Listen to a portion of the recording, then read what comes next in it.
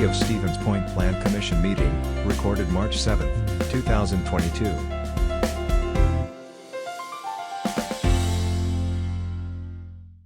Okay, good evening. It is 6 p.m. I will call the City Plan Commission to order because Mayor Wiese was unable to attend tonight.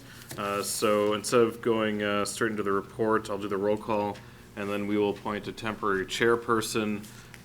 So Mayor Wiese is excused. Alder Kneebone. Here. Commissioner Arntzen. Here. Commissioner Cooper. Here. Commissioner Haynes. Here. Commissioner Hoppy. Do not see. Commissioner Rice. Here. We do have a quorum, so I will go ahead and open the floor to nominations for a temporary chairperson. I'll nominate Commissioner Cooper for temporary chair. Is there a second to that? Seconded by Commissioner Rice. Any other nominations? Any other nominations? And for a third time, any other nominations? Seeing none, all those in favor of Commissioner Cooper as temporary chairperson say aye. Aye. Aye. All those opposed? Mr. Cooper, this is your meeting now. Okay, thank you. Agenda item 2, report of the February 7th, 2022 meeting of the City Plan Commission. Those minutes were provided. We will need a motion to get discussion to the floor. I make a motion to approve the minutes. Commissioner Arntzen, we have a second. Kneebone will second. We'll give it to Mary. Director, Mr. Kuhn, any additions? Nothing additional to add. Okay, any questions, commissioners? Okay, seeing that nothing, the motion is on the floor to approve, so all those in favor say aye. Aye. Aye. Opposed, say no. Motion carries. Agenda item 3 is a public hearing and action on a request from James Yakush for a conditional use permit to construct duplexes on 3 unaddressed parcels off of Doolittle Drive, parcels identified, that are each zoned R4, multiple family 1 residential, consistent with chapter 23.01, sub 13, sub F. Mr. Kuhn. Thank you, Commissioner. So before you tonight is a request by the applicant to construct a total of 9 duplexes on 3 unaddressed parcels. If we can go to the next screen, please, or next slide, please. Image on your left-hand side of the screen shows the 3 undeveloped parcels that is proposed as part of this development. One item I would note to start off is that in order for this development to ensue, the applicant will be required to combine all 3 parcels into one, which is standard in order to meet the required setback requirements of the R4 zoning district. Customary with other recent duplex developments along Doolittle Drive, there are going to be more than one primary structure on one zoning lot, which requires the conditional use permit as necessitated on or within our zoning code.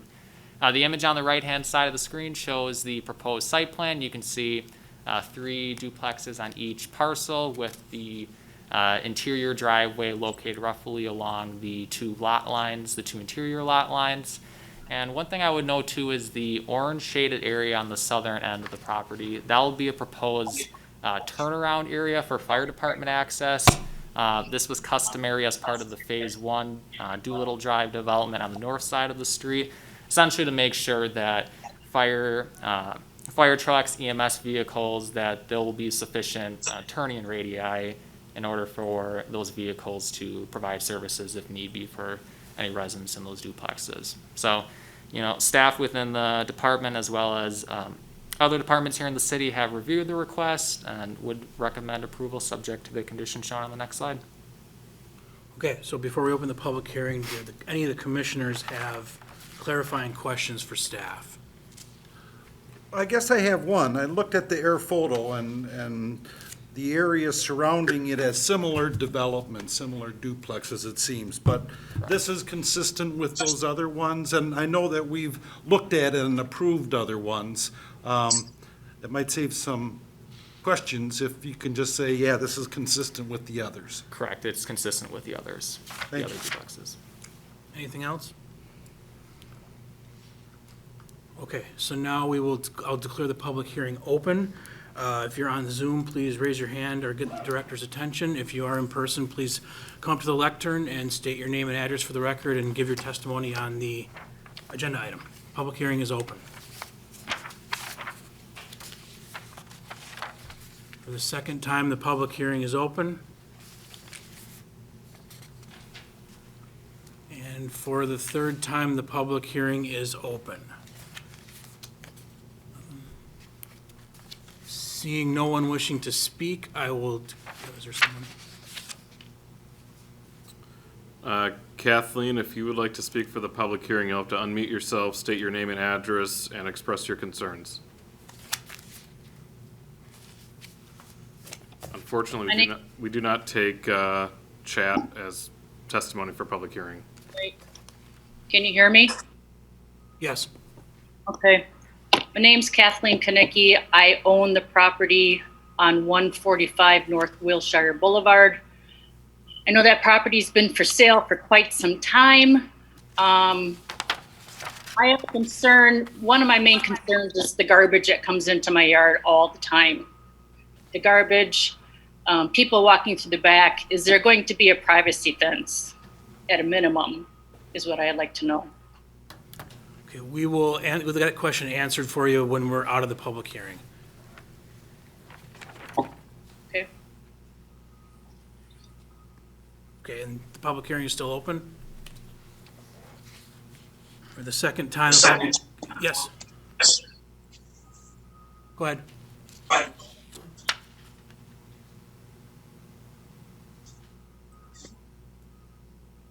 The public hearing is open. Yep, Aaron's actually part of a different Okay. development. For the second time, the public hearing is open. And for the third and final time, the public hearing is open. Seeing no one else wishing to speak, I will declare the public hearing closed. Do we have an answer on the question from the fencing? So fencing is not proposed to be located along the southern lot line, to address the concerns as far as trash. There are going to be trash receptacles located that'll complement each of the 9 duplexes. As far as the previous duplex development and in terms of trash relocating to adjoining property owners, that's something that we can address to the applicant to ensure that with this development and previously approved developments that they keep a watchful eye on that. It would be within the commission's authority to require some type of screening or fencing. I believe Kathleen lives on the west side of the property. Given that the proposed patios are 3 feet off the property line, it probably isn't a terrible idea to require some type of fencing or some type of screening. Okay. Yeah, I know this is Anna Haynes on the Zoom call. I believe that we have done that in the past, and I would suggest that we do that. Would you like to make fencing would you like to make a or screening. motion, Commissioner Haynes, to get it to the floor then with that added? Sure, I will make a motion to add fencing. Along with all of the other current recommendations. Is that correct? Correct. Okay. Is Correct. that fencing around the entire perimeter or the 3 sides that border, looks like residential lots? Well, at least the south, is that south and to the, Looks like west and east both have residential, single-family resident, does that seem right? Correct. And the south may also be in that situation. I know, and I'm not sure on the east end, because it's the driveway. Yes, I think staff's recommendation would just be along the west property line at a minimum. Just because you do have, again, the 3-foot setback for those patios and the 13-foot setback for the buildings. I completely get where Kathleen is coming from with some concerns about privacy. So maybe just along the west end Yeah. would be staff's recommendation. Commissioner Haynes, is All that right. what you'd like to do? Yes, Okay, yes, please. okay, so do we have a second? on I'd the second motion that. With the added everything? Yep. Okay, so we have a motion, a second. Do we have discussion now among anyone? Questions, further discussion? Okay, seeing none, the motion on the floor is to approve with staff recommendations with the added condition of fencing along the entire west property line. So all those in favor of that motion, please say aye. Aye. Aye. Opposed, say no. Motion carries. Agenda item 4 is a public hearing and action on a request from Lucas Meadows, representing the Stevens Point Area School District, for a conditional use permit to perform interior and exterior improvements to Bannock Elementary School located at 5400 Walther Street, parcel identified and consistent with Chapter 23.02, Sub 1, Sub B, Sub 3, Sub F. Mr. Kuhn. Thank you, Commissioner. The Stevens Point Area School District is looking to conduct a variety of different exterior improvements to Bannock Elementary School. So if you can jump to the next slide, we can see first off an existing aerial view of Bannock Elementary School with the proposed exterior renovations on the right-hand portion of the screen. Key items to point out would be the raising of the temporary classroom structure located to the south and west of the school, where it says green space located on the right picture. Second would be resurfacing the existing parking lot, and the key third difference would be relocating the pickup drop-off loop for bus traffic from where it currently exists, where it says parent drop-off pickup location off of Walther Street, and relocate that over to Gallows Street. When the applicant was working with the school district and city staff, the crux of the proposed changes is more so to focus on traffic safety, traffic circulation during these high traffic volume events. Children being dropped off for school during the morning, being picked up during the afternoon. So, staff would be in agreement that by relocating bus traffic away, more kind of spread out the traffic throughout the property, would better improve overall safety for this region. And as I did mention, that the current location for where parents can pick up and drop off their children or legal guardians for school, that will still remain the same along the south and to the east of the school. So, as what was mentioned in the staff report, exterior improvements to schools are a conditional use within the R1 zoning district, which would require the conditional use permit. And one last thing I would note as far as exterior improvements are concerned, you will notice on the southwest corner of the image, you do see a proposed asphalt multi-use path. That proposed multi-use path was vetted by our Public Works Department in conjunction with the Portage County Safe Routes to School plan, essentially to make sure that this proposed improvement matches the goals and recommendations of the plan. So staff has vetted the request and would recommend approval. Okay. Anybody from the commissioners, any commissioners have clarifying questions for staff before we open the public hearing? Commissioner Rice? Yeah, just one question about traffic there, where that intersection where it looks like the proposed bus loop would exit on the north end of that loop. It looks like the intersection with Gullah and Sandy. Is that currently a two-way stop, three-way stop? Is there plans for kind of traffic control there as, those buses would essentially be exiting into that intersection? Yes, it's currently a three-way stop, and with aligning the pickup drop-off location to the intersection, that will be essentially made to be a four-way intersection. There'll be a stop sign added to that. Okay, thank you. Any other questions before we open the public hearing? Okay, seeing none, we will declare the public hearing open. If you're on Zoom, please raise your hand or get the director's attention. If you're in person, please step to the lectern and state your name and address for the record to give your testimony. Public hearing is open.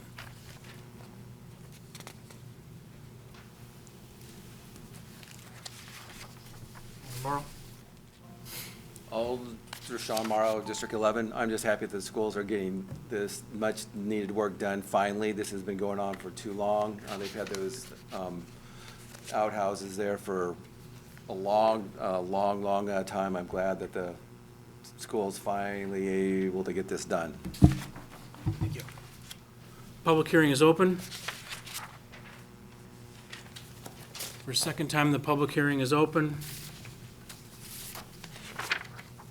And for a third and final time, the public hearing is open.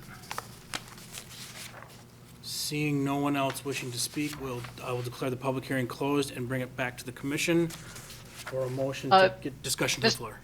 Mr. Chair? Yes. Since this is in my Alder district, I think these changes are going to be a great solution to a lot of problems out there. Walther Street can get very congested with cars waiting to get in and drop kids off. I think everything that they're planning to do out here with the school is going to be a great addition to the community. So I would like to move approval of the conditional use permit. Okay, thank you. Do we have a second? Second. Commissioner Rice. Okay, do we have discussion? Questions, comments? Okay, seeing none, then all those in favor of the motion to approve, say aye. Aye. I Opposed, say no. Motion carries. Agenda item 5 is a public hearing and action on a request from Ryan Wanta, representing Great Northern Distilling, to modify an adopted conceptual plan for the planned development of the property located at 1009 2nd Street, parcel identified, consistent with Chapter 23.02, Sub 4, Sub B, Sub 10, Sub B. Mr. Kuhn. Thank you, Commissioner. As the commission may recall, a few months ago, this proposed development relocating Great Northern Distilling from Plover to Stevens Point was approved through 3 separate action items, the first of which was to rezone this area to planned development, second of which would be to allow the small scale alcoholic production facility via conditional use permit, and then the last action being the site plan review. All 3 items were approved. However, since the approvals were received back in November, the applicant has made a few revisions relative to the proposed structure. These revisions namely include dropping down the height of the structure from 2 stories down to 1 story, increasing the overall footprint of the building slightly, and then lastly relocating the structure a little bit closer to the south along the proposed alleyway. Now, our zoning code, since this was already rezoned for planned development, is fairly stringent when it comes to what staff can approve as far as modifications to an approved plan, specifically of which is that staff can approve up to a 10% reduction of approved setbacks by relocating the structure a little bit closer to the south by the alleyway. That would represent a greater than 10% reduction, which would require the reapproval of this conceptual plan. So as you can see in the staff report, the review standards that staff has to take a look at for approving the modified conceptual plan is essentially making sure that the proposed development is in line with the requirements for the planned development rezoning of the property. So the items that you see on the screen here is the proposed, or the original site plan that was approved a few months ago in November on the left-hand side of your screen, and on the right-hand side of the screen showing the proposed revision. Next slide, you can see essentially the few items that staff takes a look at as relative to the planned development rezoning. First of which, a comprehensive plan does designate this area as having potential for future redevelopment. So redeveloping this property for the proposed distillery would be in line with what our comprehensive plan says. And likewise, a few years ago when Vanderwall and Associates conducted our downtown target area master plan, it does represent this area as a potential option for redevelopment. So again, this would realign with past planning studies and documentation as well for the area. So overall, staff would recommend approval. Okay, so before you open the public hearing, do we have clarifying questions from any of the commissioners? Okay,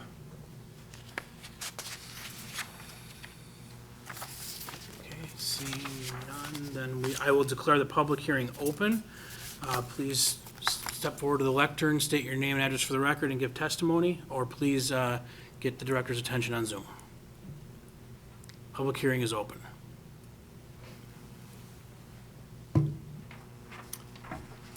Good evening, Mark Christensen, 1641 Clark Street, District 1, Alder.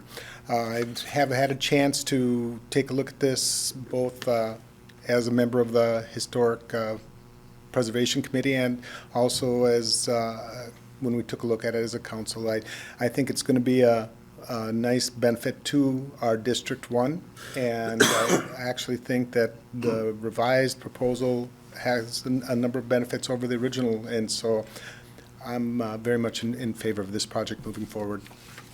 Thank you. Public hearing is open.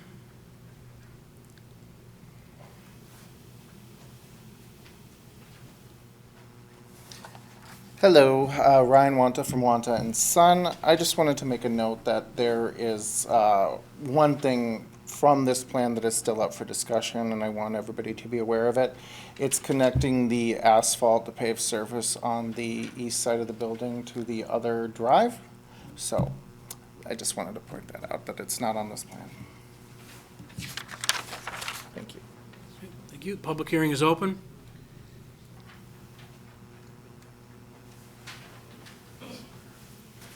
For the second time, the public hearing is open.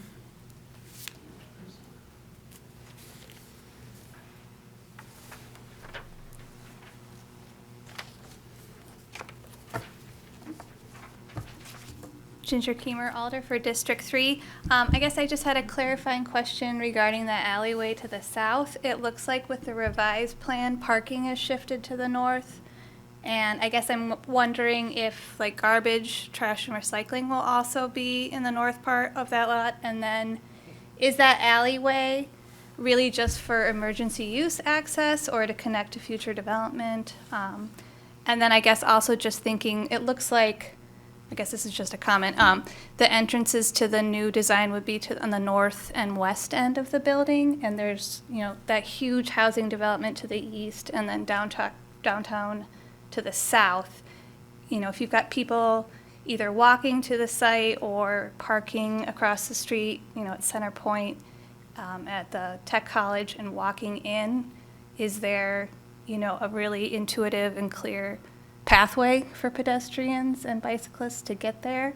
It seems like that alleyway would be used pretty heavily by people living in the housing to the east.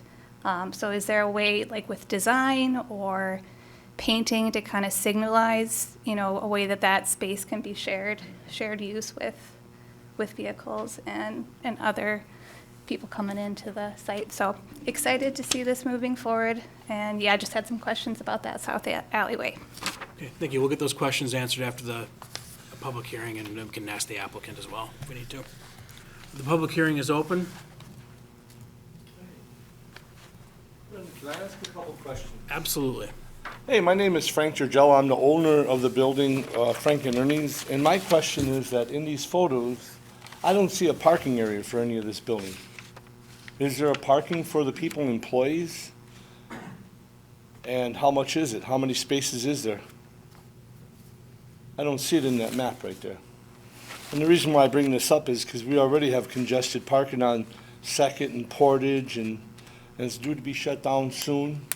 And they put a lot of pressure on my business with parking when I wanted to get some stuff done. So I just want to make sure that we're all following the same road here, or did it change somewhere down the road? That's my question, just the parking issue. Yep. Because, you know, I know they're going to redevelop, they're going to have a bike path, and Second Street's going to be even tighter, and that's very important to my business and yours, I would assume. So we're just concerned. Okay, we'll get that answered as well. Thank you. Public hearing is still open. Second time the public hearing is still open. And for a third and final time, the public hearing is open. Seeing no one else wishing to speak, I will declare the public hearing closed and bring it back to the commission. Do we want to answer the questions first? Sure, yeah, I'm more than happy to.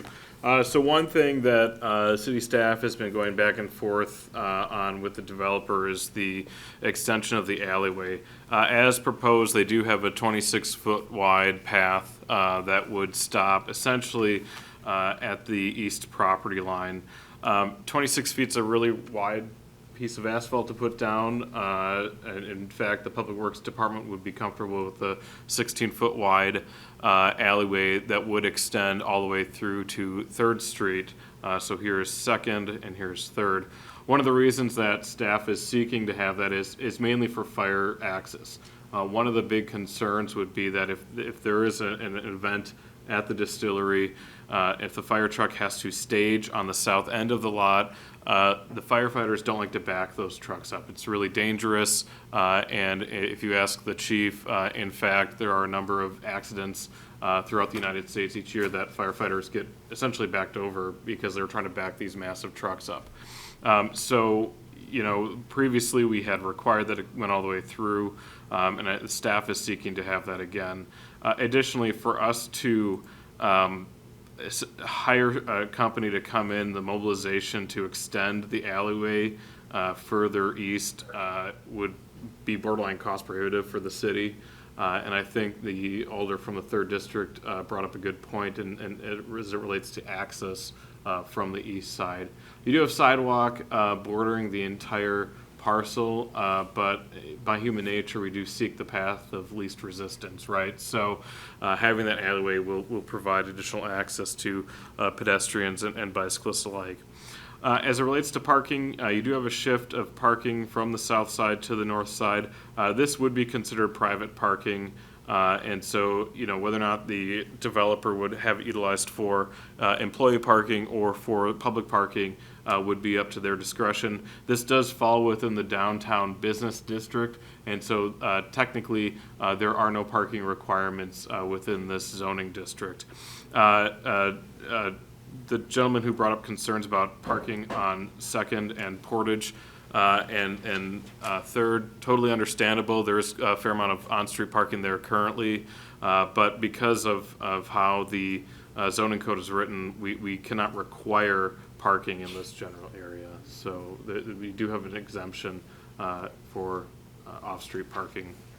And I think you'll see more of that on-street parking as this development occurs, as the development east of here occurs as well. So there is garbage access right here in the northeast corner of the lot, and so there is pretty much easy in, easy out for garbage trucks to go in and dump the refuse as needed.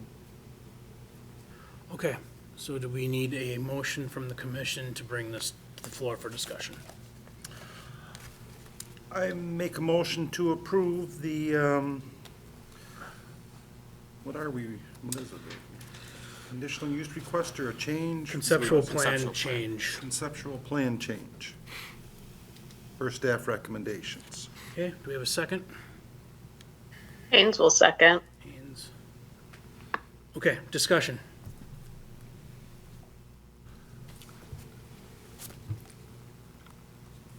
I guess just to clarify, related to parking as well, there is a municipal parking lot immediately to the west across 2nd Street, and is the lot on the south end of this block is still slated to exist, at least in the short term as well, is that correct? Yeah, so there is a municipal lot to the south. There's a private lot north of the MEJ's complex, but there is a municipal lot south of the MEJ's complex. So you do have a fair amount of municipal parking lot in this area. You know, I think this community has talked about parking quite a bit the last several years, and I don't have the same concerns. I think on-street parking is a totally acceptable way to address some of the parking concerns. I don't think mandating off-site or off-street parking is necessary in this specific scenario. Who owns the parcel that you're looking to extend over to 3rd Street? And I guess the one to the south too. I guess I'm not clear on the ownership, and does it matter? Sure, the redevelopment authority owns the parcel to the south. The redevelopment authority also owns this parcel as well, so that is a city entity. All right, so you're requesting the developer to put in the asphalt on city property? The alleyway is dedicated alleyway, and so the benefited properties actually are all three. You've got the parcel to the south, You've got this parcel in the northeast, and you also have the Great Northern Distilling parcel is benefited because of the fire concerns. All right, thanks. Anything else from the commission? Okay, seeing no one else, we have a motion on the floor to approve with staff recommended conditions. All those in favor of that motion, please say aye. Aye. Aye. Opposed, say no. Motion carries. Agenda item 6 is a request from Ryan Wanta, representing Great Northern Distilling, for a site plan review to construct a principal structure at 1009 Second Street, parcel identified consistent with Chapter 23.02, Sub 4, Sub B, Sub 1. Mr. Kuhn. Thank you, Commissioner. So customary with any conceptual plan approvals, our zoning code also requires a site plan review to occur, again, due to the subject area being zoned for planned development. So we've addressed this over the last agenda item as far as what are the site plan changes, namely of which was relocating the on-site parking stalls from the southern end of the building to the north, as you can see. Relocating the trash enclosure slightly, and then also kind of adding more of a curvature for that northern entrance into the property off of Portage Street. Overall, nothing much more to add on that. There'll still be the patio off of 2nd Street. As far as design changes, as Alder Christensen mentioned, this proposed development did obtain the approval from the Historic Preservation Commission, within their right to review the proposed improvements to the structure and overall site. So, staff would recommend approval and would happy to take any questions. Okay, commissioners, can we get a motion to get this to the floor? Haynes will move approval of this item. Haynes, motions to approve. Do we have a second? Yeah, I'll second. Second. Okay, comments from anything from the commission?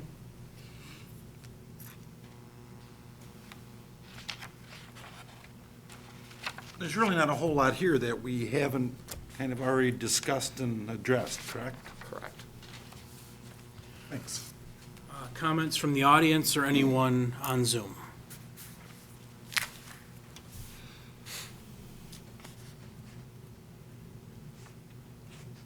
Okay, seeing no one else wishing to comment, the motion on the floor is to approve with the staff recommended conditions. All those in favor say aye. Aye. Aye. Aye. Opposed say no. Motion carries. Agenda item 7 is a public hearing and action on a request from Les Doby, representing Parkdale Development LLC, for a conditional use permit to construct a senior living facility on an unaddressed parcel off of Songbird Lane, parcel identified, and an unaddressed parcel off of Badger Avenue, parcel identified, consistent with Chapter 23.02, Sub 1, Sub F, Sub 3, Sub G. Director, sorry. Thank you. So before you tonight is a conditional use permit and site plan review to construct a senior living facility off of Songbird Lane. This is in the Parkdale development area, which is north of Highway 10, for reference near like El Mezcal, Matsuya, that general area, but further north yet.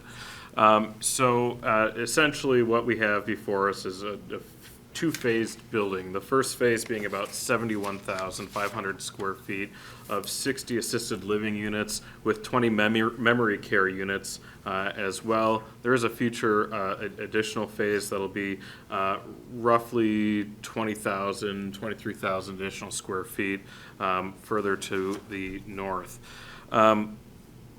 Within the B5 Highway Commercial Zoning District, the proposed use does require conditional use. As folks might recall, we do have what is considered down zoning. So everything that's allowed or conditional use in smaller or down zones are also frequently required in higher zoning.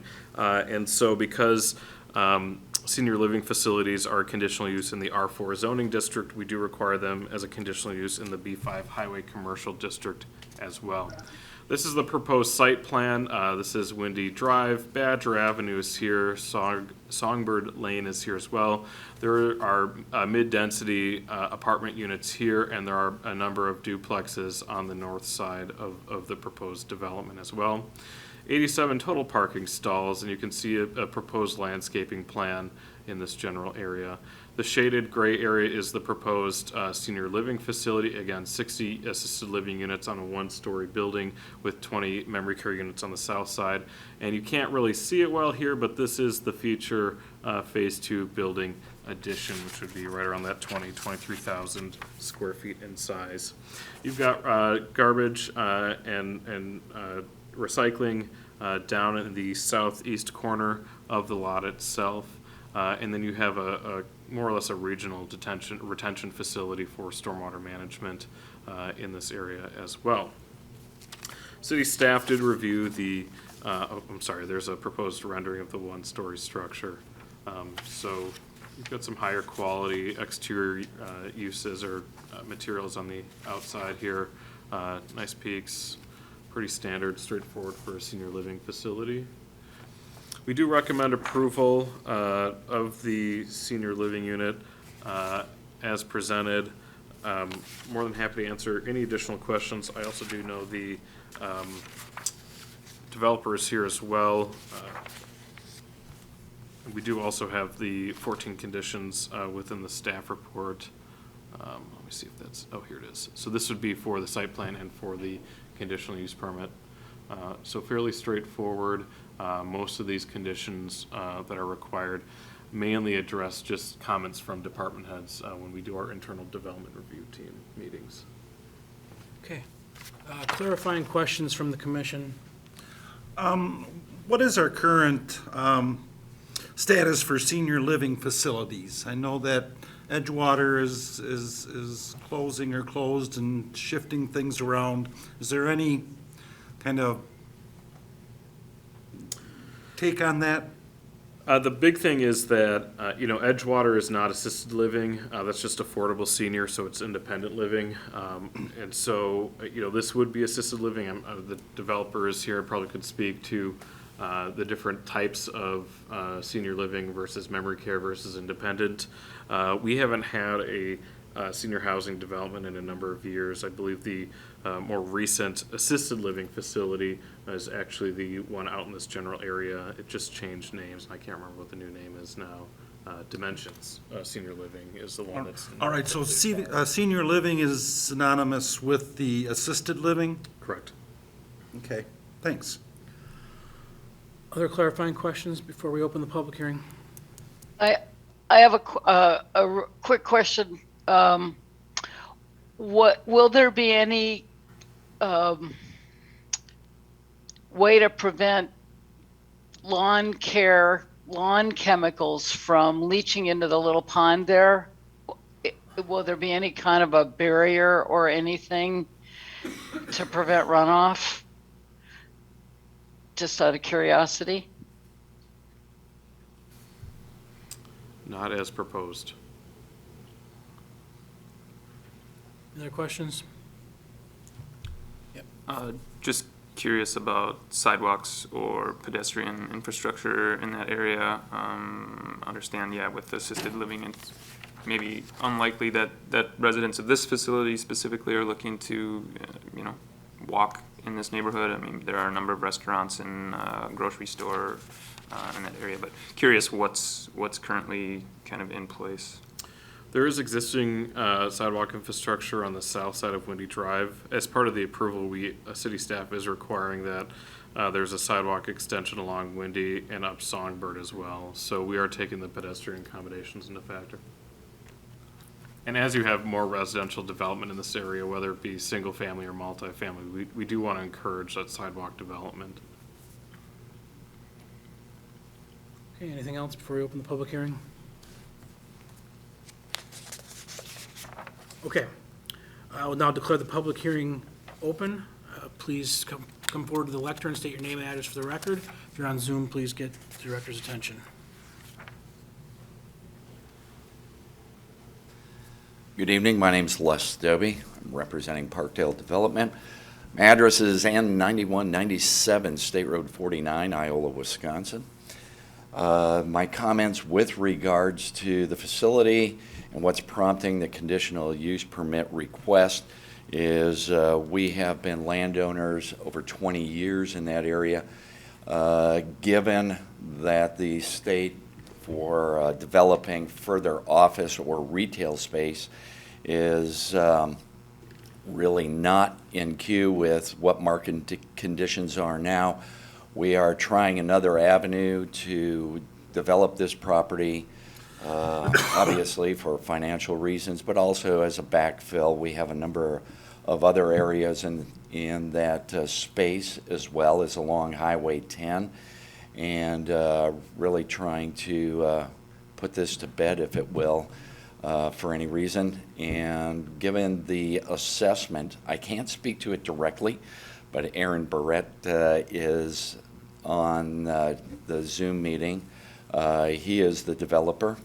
We are the land sales. He can probably address densities and the potential for senior living in the area if that is of a concern. But what has been expressed to me when they look at the population and the amount of available rooms in a senior living, assisted living facility, that there still is a significant need in the community. So, any other questions from you guys? Thank you. Thank you. The public hearing is still open.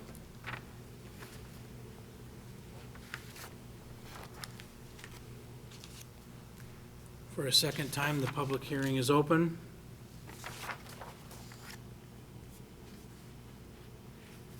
And for a third and final time, the public hearing is open. Seeing no one else wishing to speak, I will declare the public hearing closed, and we'll bring it back to the commission for a motion for discussion. Mr. Chair, since this is literally in my neighborhood, and I think it's going to be a really nice addition to the east side of Point. I know there's a need for housing of this sort coming along. Those of us in the baby boom generation are soon to be needing facilities like that. I think it's a great low impact development. So I would like to move approval subject to staff recommendations. Okay, thank you. Alder Kneebone, do we have a second? Seconded by Pete. Okay, discussion. Questions, comments?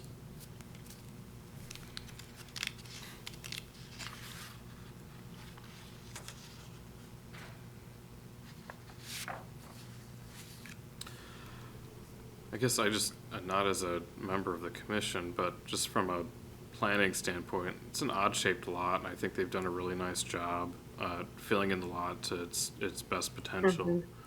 Just being adjacent to this kind of water feature with the the roadway, Songbird Lane, going on the west and north side. I think they've done a nice job filling this lot out with the proposed development. Yeah, I would agree. Okay. There's also a very nice, for folks that live there that are a little bit more able to walk around. It's very close to a very sweet little natural park there with a nice granite walking path. So it's a really nice neighborhood for walking and biking for folks that might live there that would have that ability. Okay. The motion on the floor is to approve with staff recommended conditions. All those in favor, please say aye. Aye. Aye. Opposed, say no. Motion carries. Agenda item 8 is a request from Les Doby, representing Parkdale Development LLC, for a site plan review to construct a senior living facility on an unaddressed parcel off of Songbird Lane, parcel identified, and an unaddressed parcel off of Badger Avenue, parcel identified, consistent with Chapter 23.02, Sub 2, Sub E, Sub 5. Director.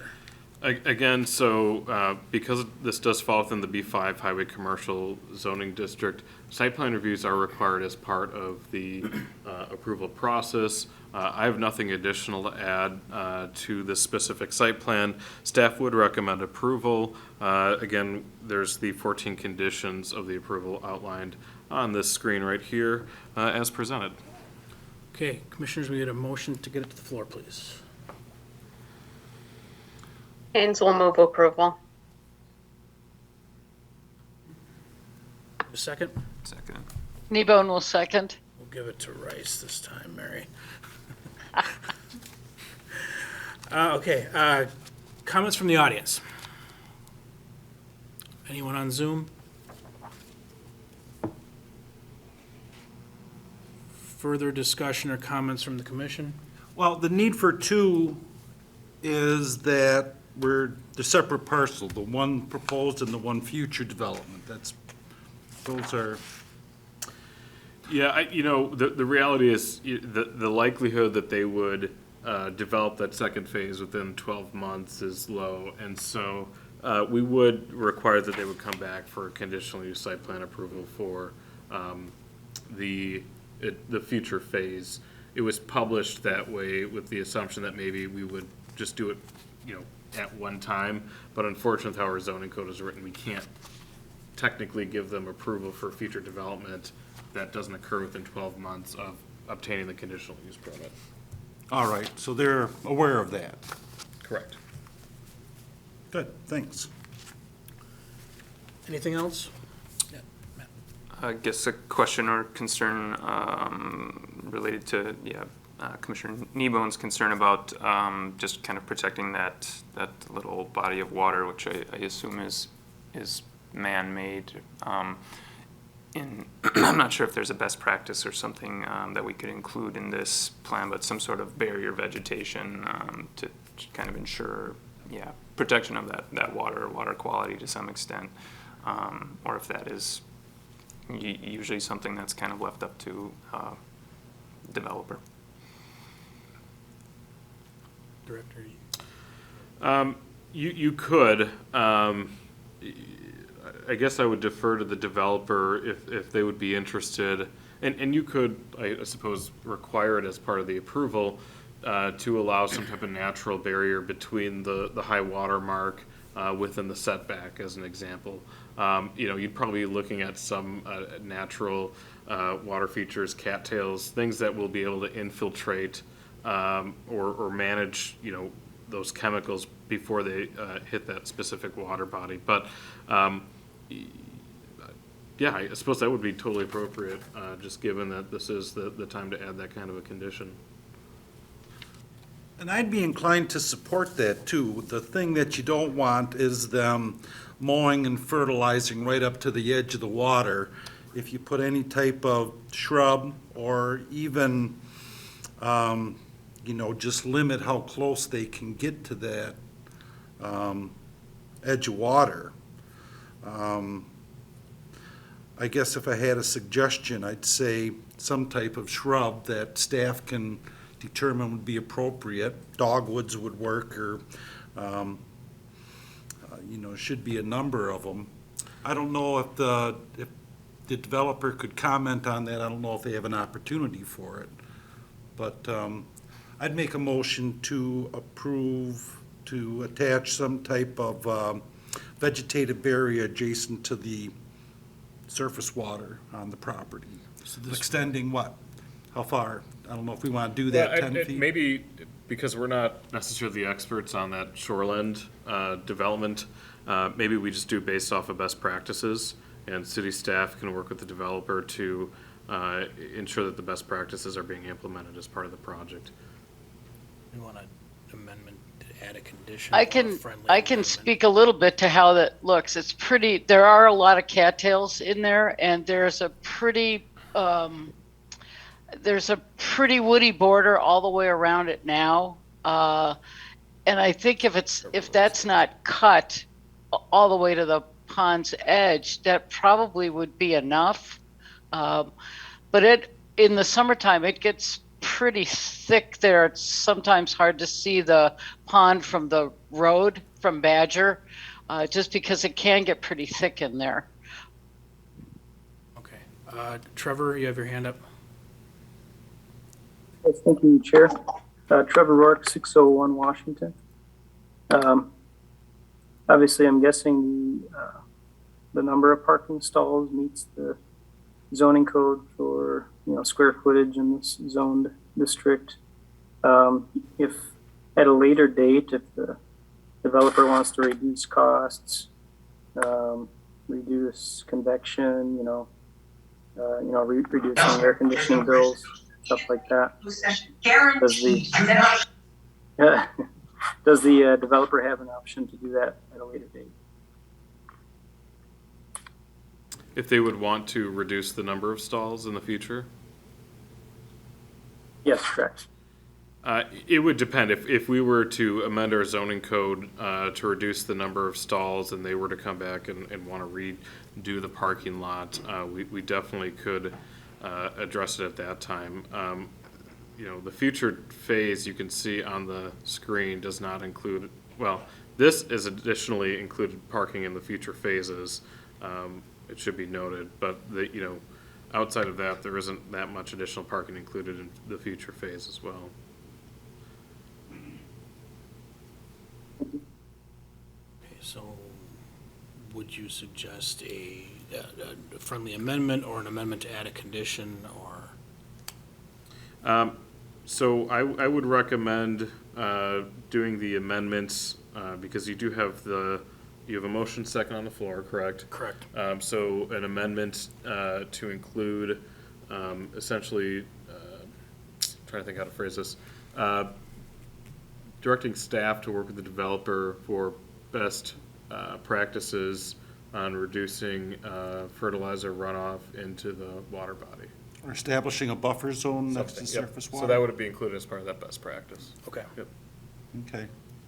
I'd make that motion. Okay, so this is an amendment. So do we have a second on that motion?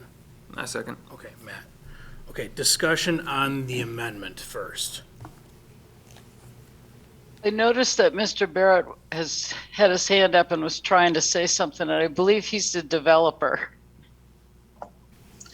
Thank you, Mary. To address Mr. Rourke's comments regarding reducing parking stalls, we're required by the Department of Quality Assurance for the state of Wisconsin to have X amount of parking stalls per unit outside of city requirements as well. I don't know that number off the top of my head that they would exactly require, but we have to maintain compliance with that as well.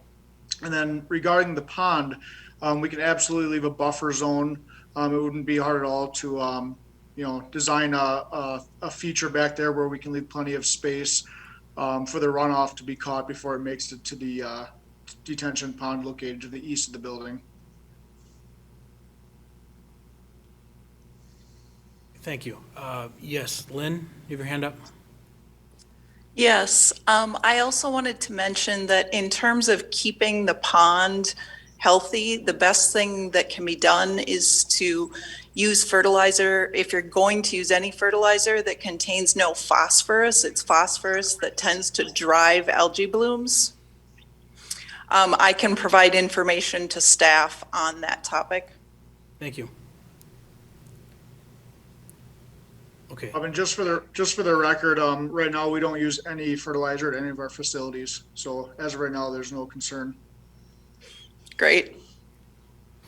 Okay, Commissioners, discussion on the amendment first to add the buffer condition. Okay, seeing none, we'll vote on that amendment first. All those in favor say aye. Aye. Aye. Opposed say no. That motion carries. So then back to the original motion to approve with staff recommended conditions with the new condition. Any further discussion on that? Okay, all those in favor of that motion to approve, please say aye. Aye. Aye. Aye. Opposed say no. Motion carries. Okay, moving along. Agenda item 9 is a request from the City of Stevens Point to enter into a trail easement agreement with the Sisters of St. Joseph, Third Order of St. Francis, and General Capital for the property located at 1300 Maria Drive, parcel identified. Director?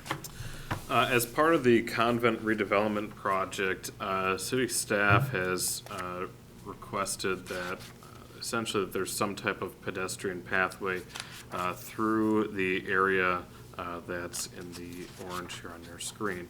Essentially what we're trying to achieve is to provide, there's some larger planning that's going on here, which would include, as this property gets developed out, a boardwalk access up through these wetland areas and trying to work in bits and pieces of the Green Circle Trail for pedestrian and bicycle access.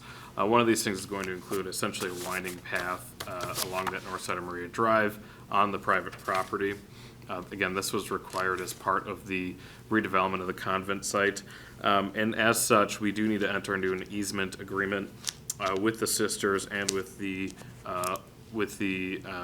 developer general capital of the property, consistent with state statute. Anytime we talk about easements, we do need to have the Plan Commission review that document and make a recommendation to the Common Council. So staff would recommend approval as presented.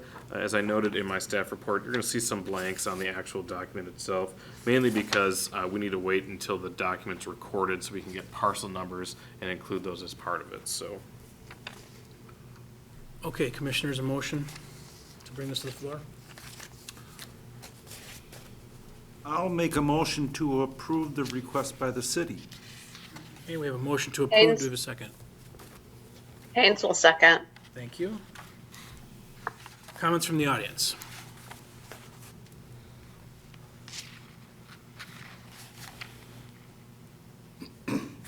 Sean Morrow, I'm the alder for this area. I think this is going to be one of the premier projects that we have in our city, and I'm really looking forward to how this is going to finally come to turn. I know that the sisters have been working on this for a while. The city's been working with this for a while, and I think the more that I see of it, the more I think it's going to be truly a great asset for us.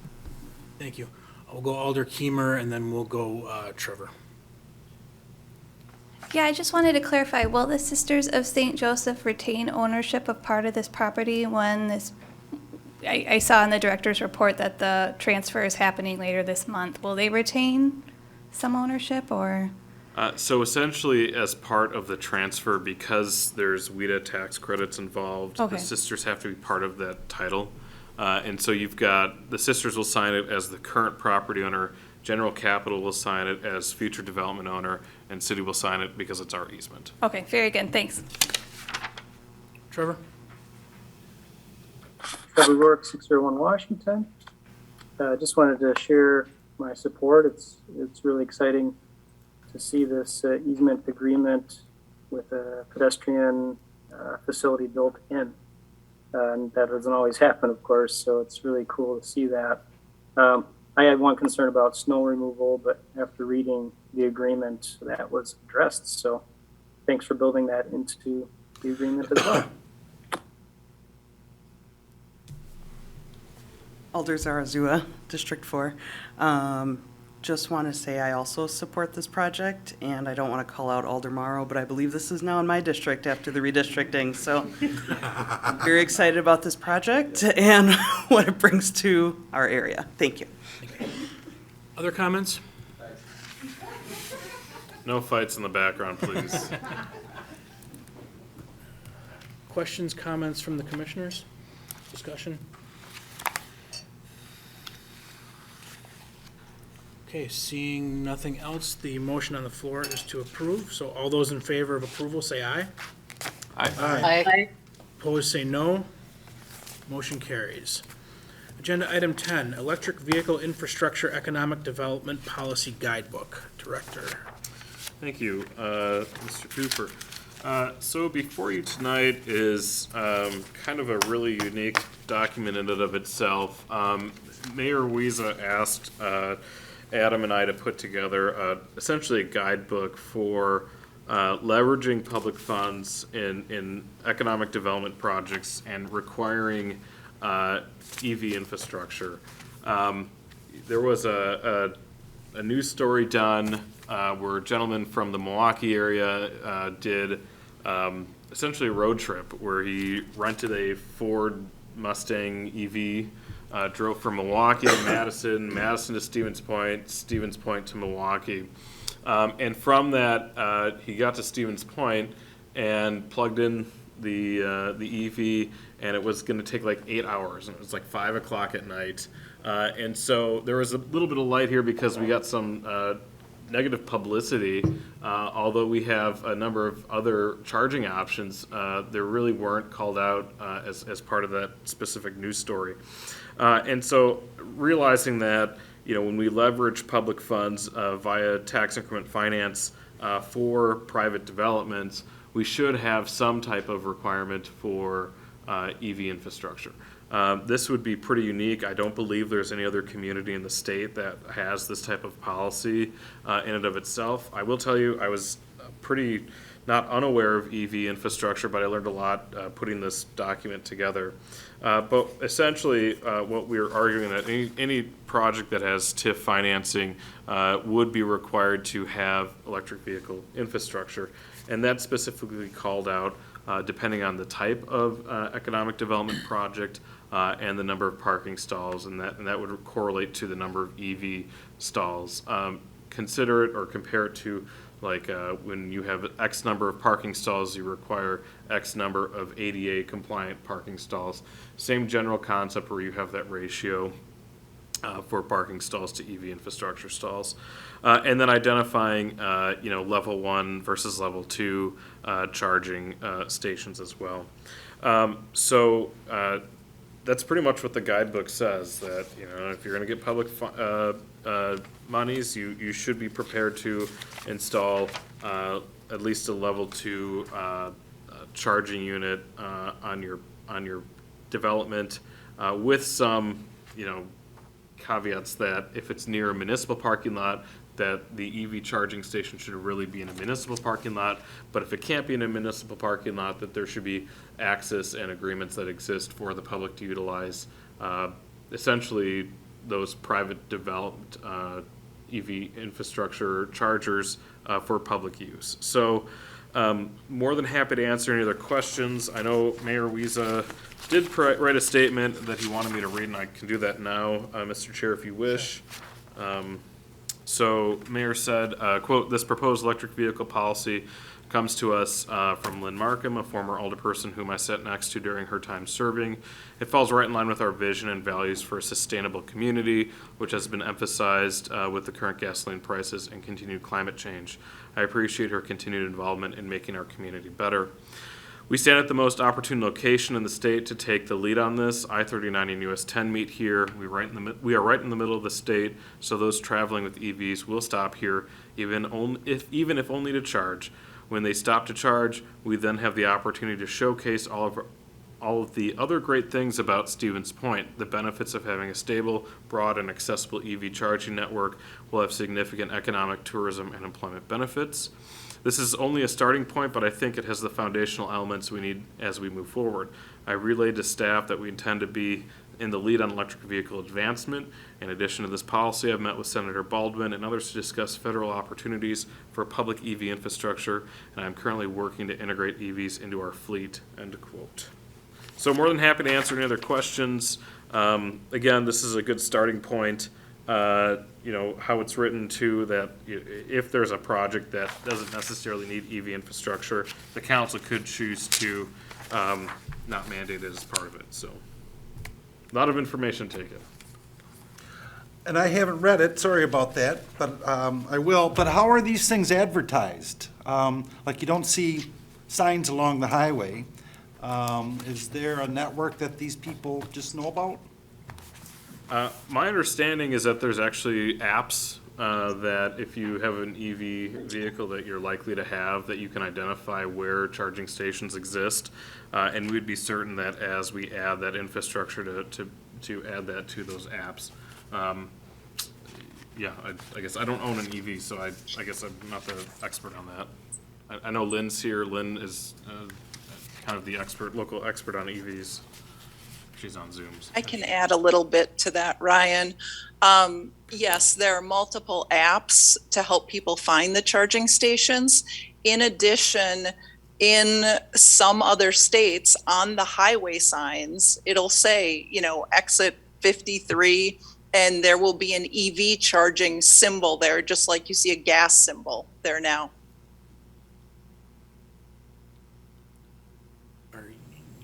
we looking for a motion on this tonight? Yes, it would be appropriate to at least make a recommendation to approve and send to council for their Okay, consideration. let's do that first, and then we'll get to the rest of the comments.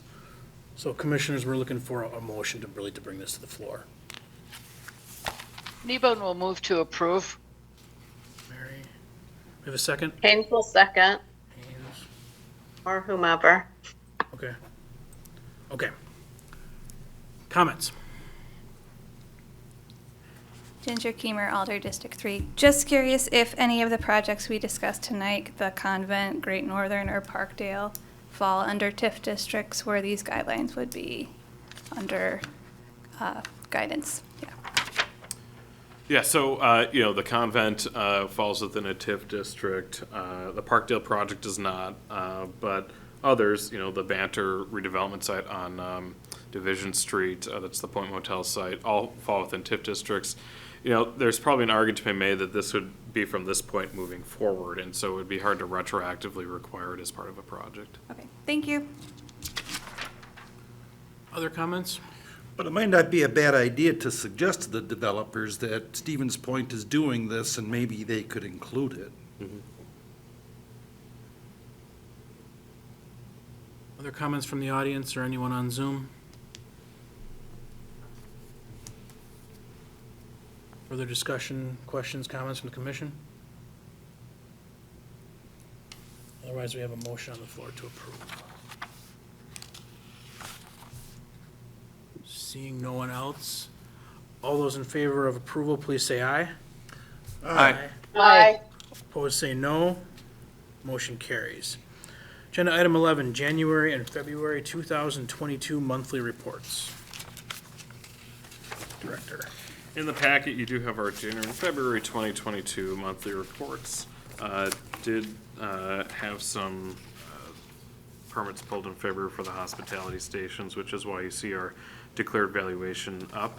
That adds another 2.8 million to the declared value. So ahead of where we were last year and the years prior, which is really exciting. But nothing significant to add. We do have a few projects that are hopefully going to be pulling permits very soon. We'll continue to add to the declared value to these reports. I can't remember if we've been taking a motion on this to place it on file. Yes, we do take this on file. I will move to accept the reports for January and February and place them on file. We have a second? Second. Seconded by Rice.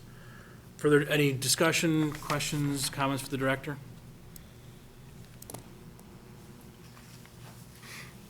All those in favor of approval, please say aye. Aye. Aye. Opposed, say no. Motion carries. Director's report. The monthly director's report is included in your agenda packet. Two things to make note of. We did post the neighborhood planner economic development position last week, Monday. That closes on the 16th. So if you know of anyone who would be a good fit, please encourage them to apply for that position. Secondly, I did have the opportunity to take 11 urban planning students on a tour of the convent today and of Northside Yard, and we talked about urban planning and its importance to the city of Stevens Point. I also ingrained in them that do not do a mistake like the mall downtown again. So I'm hopeful that, in 40 years, we won't have another disastrous planning scenario again, so. Questions or comments for the director? Thank you for doing that. It was a lot of fun. I hope I didn't scare any of the planning students away from public planning, so. I doubt it. I keep telling people urban planning is sexy. And with that, our agenda is exhausted and we stand adjourned at 7:08. Thank you.